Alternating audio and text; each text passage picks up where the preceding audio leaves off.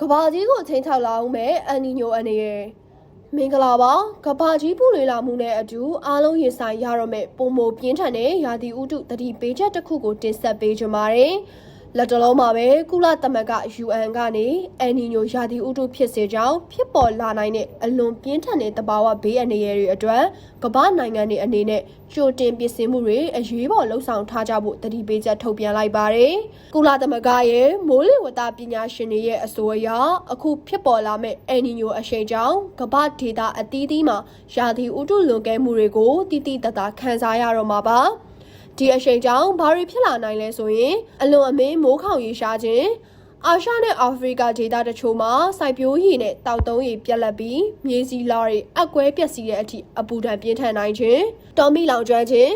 အပူချိန်လွန်ကဲမှုကြောင့်တောမီအနေနဲ့ပုံမိုဆိုးရွားလာနိုင်ခြင်းတစ်ဖက်တွင်လည်းမုန်တိုင်းနဲ့ရေကြီးခြင်း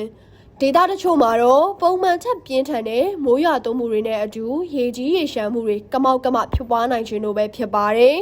ကုလသမဂ္ဂကတော့ဒီရာသီဥတုဆိုးရွားမှုတွေဟာလူသားတွေရဲ့စားနပ်ရိက္ခာဖူလုံမှုကျန်းမာရေးနဲ့စီးပွားရေးတွေကိုပါရိုက်ခတ်နိုင်တာကြောင့်နိုင်ငံအသီးသီးကအစိုးရတွေအနေနဲ့ကြိုတင်ကာကွယ်ရေးအစီအမံတွေကိုအခုကတည်းကအရှိန်မြင့်တင်ထားကြဖို့အလေးအနက်တိုက်တွန်းထားပါတယ်။ကမ္ဘာကြီးရဲ့ရာသီဥတုအပြောင်းအလဲနောက်ဆက်တွဲတွေကိုဆက်လက်စောင့်ကြည့်တင်ဆက်ပေးသွားပါမယ်။